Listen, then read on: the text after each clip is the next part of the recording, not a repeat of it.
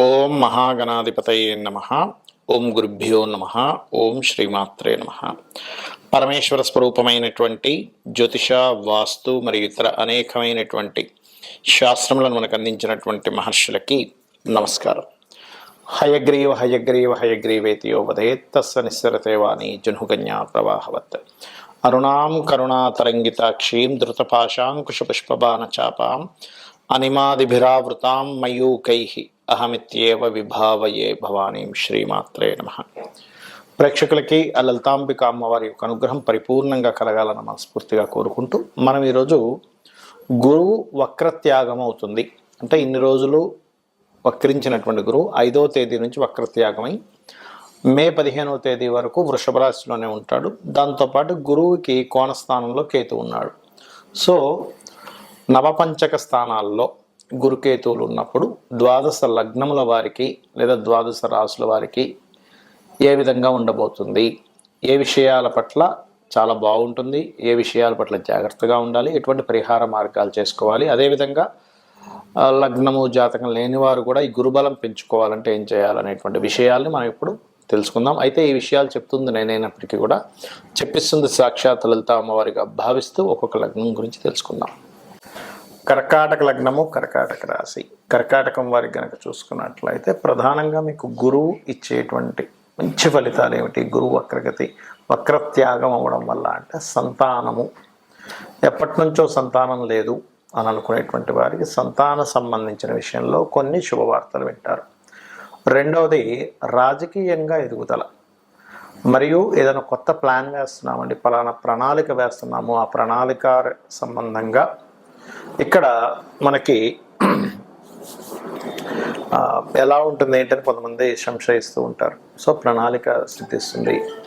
అలాగే మరొక విషయం ఏంటంటే దీంతో పాటు పర్టికులర్గా ఈ గురుగ్రహము పంచమ స్థానాన్ని ఎప్పుడైతే చూస్తుందో సంతాన ప్రాప్తి, రాజకీయ లబ్ధి మరియు చేసేటువంటి ప్లానింగ్స్లో చక్కగా కలిసి రావడము, ఫ్రెండ్స్ యొక్క సహకారము, లాంగ్ టర్మ్ షేర్స్ ఏమైనా తీసుకున్నట్లయితే వాటి మూలంగా మీకు కలిసి రావడం జరుగుతుంటుంది. అయితే గతంలో ఈ 3వ స్థానంలో కేతు ఉన్నందుకు గతంలో కొన్ని మిస్కమ్యూనికేషన్స్, మిస్అండర్స్టాండింగ్స్, కొన్ని మీరు అగ్రిమెంట్స్ చేసినటువంటి విషయాల వల్ల కొన్ని అనవసరంగా అయ్యో ఇక్కడ అగ్రిమెంట్ చేశాను ఏంటనేటువంటి ఒక ఇబ్బంది, ఇవన్నీ కూడా ఈ గురువు లాభస్థానంలో ఉండి 3వ స్థానంలో ఉండేటువంటి కేతువుని చూడటం వల్ల అవి కొంతవరకు తగ్గుతాయి. ఎందుకంటే పంచమ నవమాల్లో గురుకేతువులు ఉన్నారు కాబట్టి. ఇక ఈ యొక్క కర్కాటకం వారికి జాగ్రత్తలు ఏమిటి అంటే లాభాల అంచనా వేసేటువంటి విషయంలో ఒక్కోసారి చూడండి ఎవరో ఏదో చెప్పారని మనం ఎక్కువ లాభాలు వస్తాయని కొన్ని పనులు చేస్తుంటాం. ఇటువంటి విషయాల పట్ల కాస్త జాగ్రత్తగా ఉండండి. ఈవెంట్స్కి అటెండ్ అయినట్లయితే కొన్ని ఆహ్లాదకరమైన ప్రదేశాలకు వెళ్తూ ఉంటారు. అటువంటి వాటికి వెళ్ళేటప్పుడు కొన్ని ట్రెక్కింగ్ అని లేకపోతే కొన్ని జల సంబంధించిన ప్రదేశాలకు వెళ్ళినప్పుడు, ఎందుకంటే న్యాచురల్గా జలరాశుల్లో ఉన్నటువంటి ఈ మీన రాశిలో శని రాహువు నుండి గురువుని వీక్షిస్తున్నాయి కాబట్టి జల సంబంధించిన వాటి వల్ల కొంత ఇబ్బంది వస్తూ ఉంటుంది. సహజంగానే మీ లగ్నం కూడా కర్కాటక లగ్నం జలరాశి కాబట్టి ఈ విషయాలు జాగ్రత్తగా ఉంటూ మీరు ఎక్కువగా స్కందుని యొక్క ఆరాధన చేయడము, కుజ కేతు శని గ్రహాల దగ్గర దీపారాధన చేయడము, గోవులకి బెల్లం తినిపించడం చేయండి, అన్ని విధాలు బాగుంటుంది. గురుబలము అనేటువంటిది ఏదైతే ఉందో అది ప్రతి ఒక్కరికి అవసరం. సర్వసాధారణంగా మీరు తీసుకున్నట్లయితే ఇప్పుడు మనకి సోలార్ సిస్టమ్ అంటారు, అంటే సూర్యుడి మధ్యలో ఉండి అన్ని గ్రహాలు భూమితో సహా గ్రహాలు సూర్యుడు చుట్టూ తిరిగే దాన్ని సోలార్ సిస్టమ్ అంటారు. మీరు గమనించినట్లయితే మనకి శాస్త్రాల్లో కూడా గురుబలం చాలా అవసరం అండి. గురువు యొక్క అనుగ్రహం చాలా అవసరం, గురువు యొక్క ఆశీర్వాదం చాలా అవసరం. నవగ్రహాల్లో గురుబలం కనుక బాగున్నట్లయితే వాళ్ళకి ఎన్ని ఇబ్బందులు వచ్చినా మరలా ఆ భగవంతుడు కాపాడినట్టుగా అవుతూ ఉంటుందంటారు. మీరు గమనించండి, సైంటిఫిక్గా కూడా తీసుకుంటే గురుత్వాకర్షణ శక్తి అని ఉంటుంది. గురుగ్రహం కనుక లేకపోతే భూమి అంతమైపోతుంది. ఎందుకు అంటే భూమిపై వచ్చేటువంటి శకలాలు ఏవైతే ఉంటాయో కొన్ని వాటిని గురువు తన వైపు లాగేసుకుంటుంది. అంటే ఏంటి, సేవ్ చేస్తుంది గురుగ్రహం మనకి సోలార్ సిస్టంలో కూడా. అలాగే నవగ్రహాల్లో గురుబలం బాగుంది ఎవరి జన్మ జాతక చక్రంలో అయినా వాళ్ళకి అన్ని సమయానికి అవుతూ ఉంటాయి. గురుగ్రహం బాగాలేదు అప్పుడు ఏమవుతుందంటే అనవసరంగా ఏవైతే వీళ్ళకి ఇబ్బందులు రావాలో ఆ యొక్క ఇబ్బందులు అన్నీ కూడా రావడం స్టార్ట్ అవుతూ ఉంటుంది. అంటే ఇక్కడ ఏంటంటే గురువు ఎప్పుడు కూడా గుర్తుపెట్టుకోండి జీవకారకుడు అంటారు.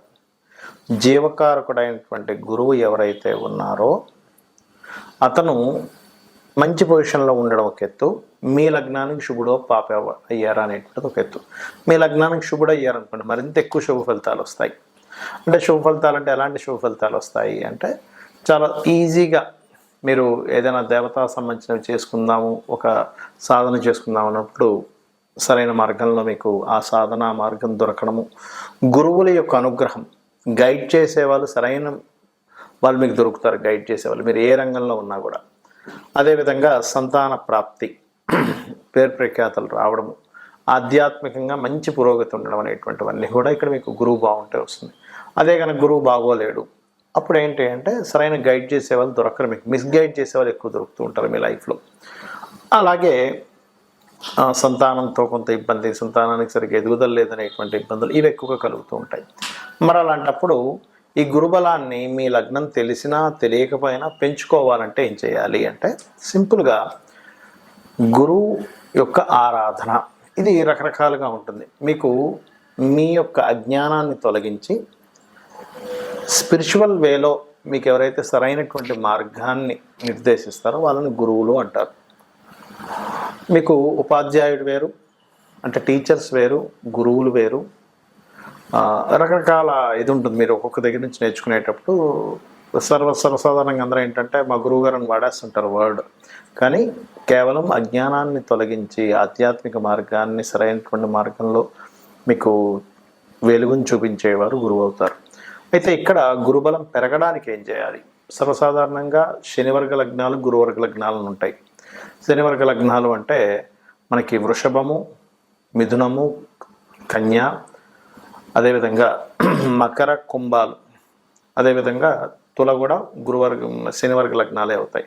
మిగిలిన 6 అంటే మేషము, కర్కాటకము, సింహము, వృశ్చికము, ధనస్సు, మీన లగ్నాలు గురువర్గ లగ్నాలు అవుతాయి. గురువర్గ లగ్నాలకు సహజంగానే గురువు మంచి ఫలితాలు ఇస్తాడు, కాకపోతే ఎప్పుడైనా పాడైతే మాత్రం అక్కడ కూడా ఇబ్బంది ఫలితాలు వస్తాయి. అయితే మీకు ఇది గురుబలం పెరగాలని ఇందాక నేను చెప్పినట్టుగా గురువుగారికి సేవ చేసుకోవడము, దత్తాత్రేయుడి యొక్క స్తోత్ర పఠనం లేదా జయ గురుదత్త, శ్రీ గురుదత్త అనే నామస్మరణ, దిగంబర దిగంబర శ్రీ పాదవల్లభ దిగంబర అనేటువంటి నామస్మరణ, గోశాలకు వెళ్ళి గోవులకి చక్కగా అరటికాయలు, సన్నగా తురిమినటువంటి అరటికాయలని గోవులకు తినిపించండి, ఖచ్చితంగా గురుబలం వస్తుంది. అలాగే మీకు దగ్గరలో ఆలయాలు ఉన్నట్లయితే ఆలయాలకు వెళ్ళి అక్కడ పసుపు లేదా గంధము ఆలయంలో వాడుకోవడానికి, అంటే స్వామివారికి కానీ అమ్మవారికి కానీ ఉపయోగించుకోవడానికి మీ వంతుగా భక్తిగా అక్కడ ఇవ్వండి. అలాగే ఇంట్లో కూడా నిత్యము గంధము చక్కగా అరగబడిన ఆ గంధముతో పూజించండి, పుష్పము గంధం తీసుకొని పూజించండి. గురుబలం ఖచ్చితంగా పెరుగుతుంది. గురువుల్ని దూషించడం కానీ భక్తుల్ని దూషించడం కానీ చేస్తే ముఖ్యంగా గురు దోషం ఏర్పడుతుంది. కాబట్టి అటువంటి తప్పులు చేయకండి. గోవుల్ని కొట్టినా లేకపోతే గోవుల పట్ల ఒక రకమైనటువంటి ప్రవర్తన చేసినా సరే గురుబలం తగ్గుతుంది. దానివల్ల ఏమవుతుందంటే జన్మల అయిపోవడం అనేది కూడా ఉండదు. గురుబలం ఉంటేనే ఒక పర్టికులర్ ఒక టైంకి ఈ జన్మరాహిత్యం అనేటువంటి జరుగుతుంది. గురుబలం లేకపోతే జన్మరాహిత్యం కూడా జరగదు, గుర్తుపెట్టుకోండి. కాబట్టి ఇవి చేయండి. మీరు ఆ యొక్క గురువు యొక్క అనుగ్రహం పరిపూర్ణంగా పొందాలన్న స్ఫూర్తి కోరుకుంటూ శ్రీమాత్రే నమః.